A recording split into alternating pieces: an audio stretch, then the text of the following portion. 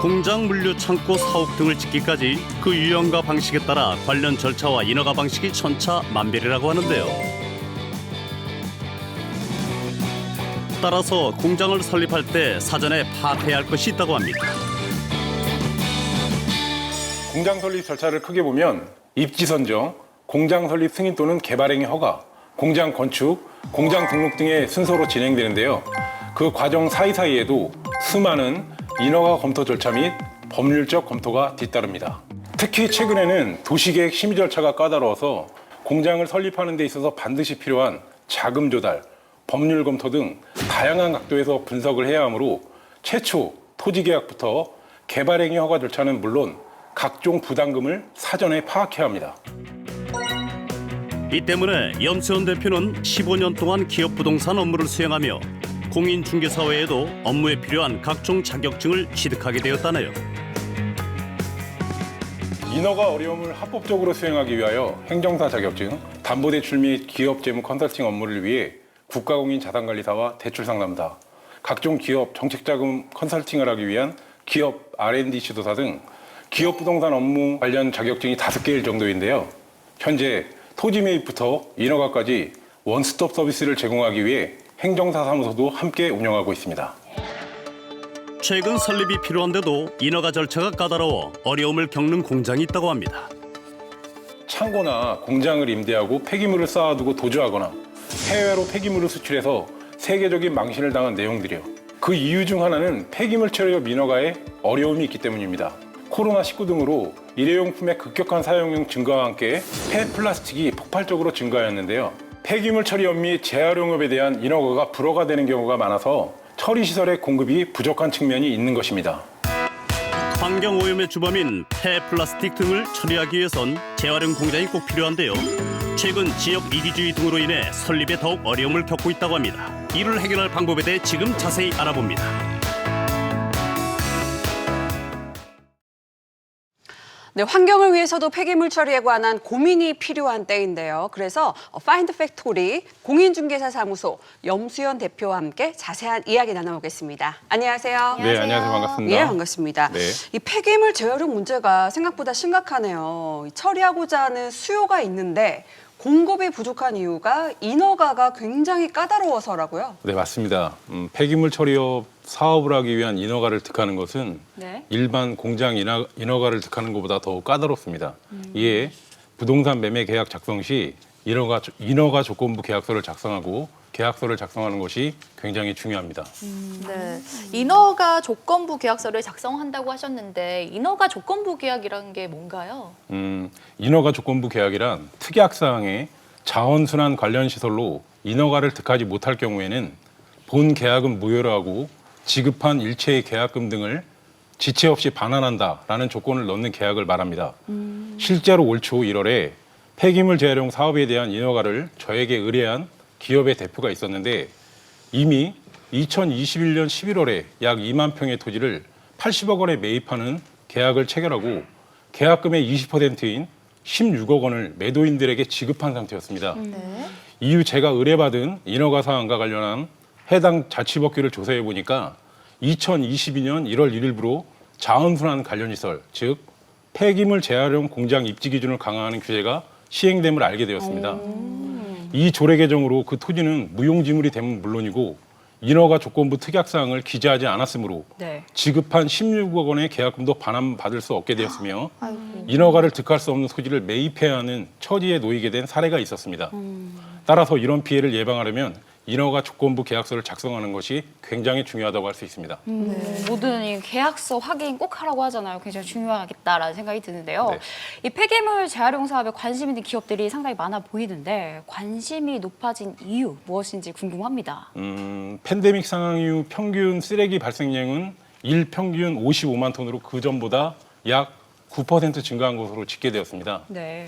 코로나19 이후 일회용품 등의 사용량이 급격히 증가했는데 그중에서도 환경오염의 주범인 폐플라스틱의 증가가 폭발적으로 증가했습니다.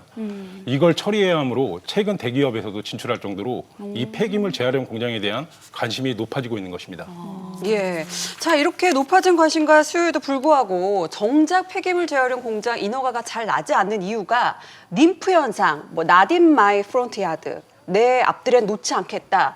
이런 현상이 좀 반영이 된 건가요?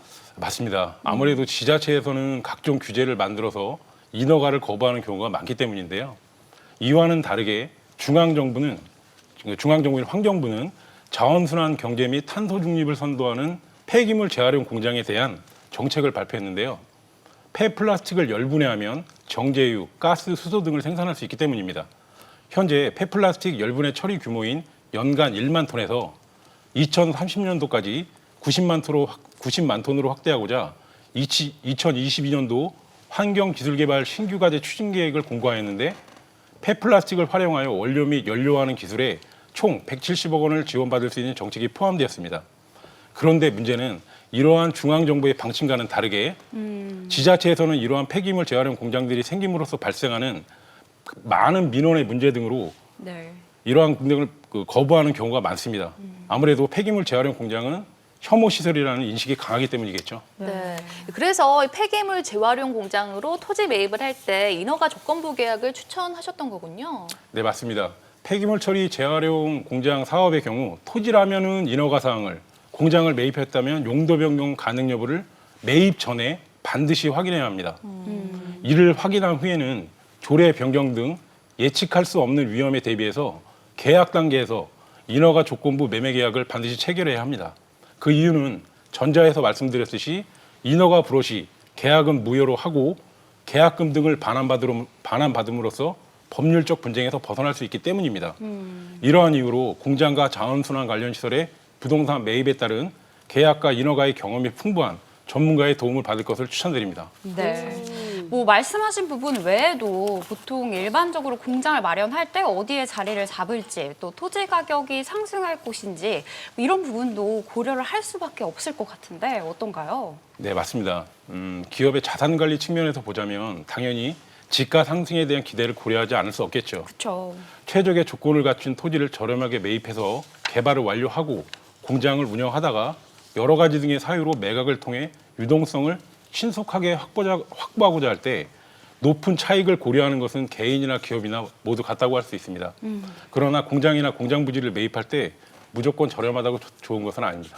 예, 뭐 애당초 가격이 저렴한 곳은 시간이 흘러도 가격이 하락할 수 있다. 그런 위치에 있을 것이다라는 것도 반영이 된 걸까요? 예를 들어 하나만 좀 설명드리자면 과거에는 3m 정도의 도로가 확보되면 공장으로 인허가 가능했습니다. 그러나 현재는 당연히 넓은 도로에 위치한 공장보다는 저렴했겠죠. 네. 그러나 현재 공장을 인허가를 득하기 위해서는 6m에서 8m 이상의 도로가 확보되어야 됩니다. 시간이 지남에 따라 점점 주변에 공장은 들어서게 되고 네. 차량 통행은 잦아지는데 대형 차량과의 진입과 교행 자체가 불가하게 된다면 당연히 입지 경쟁에서 밀릴 수밖에 없겠죠. 그렇죠. 주변 시세보다 저렴하게 매각해야 하는 경우가 대표적 예라고 할 수 있습니다. 네. 네. 그런 경우 외에 사실 지역적으로 보면요. 수도권보다는 또 지방이 아무래도 토지 가격이 저렴하잖아요. 네. 이런 경우에 초기 비용이 저렴하니까 일정 부분 유리할 것 같은데 실제로는 어떤가요? 저렴하다고 또 다는 아닙니다. 국가 균형 발전을 위해 수도권 기업이 지방으로 이전할 경우에 많은 세제 혜택과 각종 부담금 등 감면 또는 면제해주는 정책을 시행하고 있습니다. 이에 지방자치단체는 기업을 유치하기 위해서 저렴한 용지를 공급하는 등 상당한 노력을 하고 있고 이에 따라 지방으로 이전하는 기업은 초기 비용을 절감해서 공장을 마련할 수 있을 겁니다. 그러나 여기에도 문제가 있습니다. 대표적으로 인력 수급과 주변 인프라 부족에서 오는 문제점인데요. 네. 특히 지방으로 이전 시 숙련된 근로자가 기업과 함께 이주해야 되는데 그러지 않은 경우가 대부분입니다. 또한 그 현지에서 인력을 보충하려 하여도 지방 고령화 등으로 인해서 생산성 있는 인력을 확보하기란 상당히 어렵습니다. 이뿐만 아니라 현실적으로 말씀드리자면 과거처럼 급여와 숙식을 해결해 준다고 해서 근로자들이 일하는 시대가 아닙니다. 그렇죠. 이에 따르는 주변의 편의시설과 인프라가 있어야 구인이 가능하기에 구인난으로 상당한 어려움을 겪는 중소기업이 굉장히 많습니다. 실제로 2016년도에 지방으로 이전한 반도체 장비 제조업체가 있었는데 네. 이 문제로 다시 수도권으로 인근에 임대 공장을 마련하여 다시 이전하고 지방의 공장은 매각하려고 했는데 이 매각이 되지 않았고 대출금 상환을 하지 못하여 지방 공장이 경매로 넘어가는 사례도 실제로 있었습니다. 예, 뭐 반도체 분야가 제일 핫한 아이템임에도 그런 현상이 발생을 했네요. 자, 그럼 어떤 곳에 공장을 마련하는 것이 좋을까요? 기업의 특성을 고려해서 여러 가지 조건 등이 있을 수 있으나 대표적으로 생각하는 세 가지만 말씀드리자면 첫 번째, 6m에서 8m 이상의 도로가 확보되어 대형 차량의 교행이 가능할 것. 두 번째, 30분 이내에 도시가 있어 인력을 탄력적으로 채용할 수 있을 것. 세 번째, 주변의 민가 등으로부터 민원이 없는 입지에 위치할 것 등을 우선 고려해야 된다고 생각합니다. 네, 지금까지 염수영 공인중개사와 함께 이야기 나눠봤습니다. 감사합니다. 감사합니다.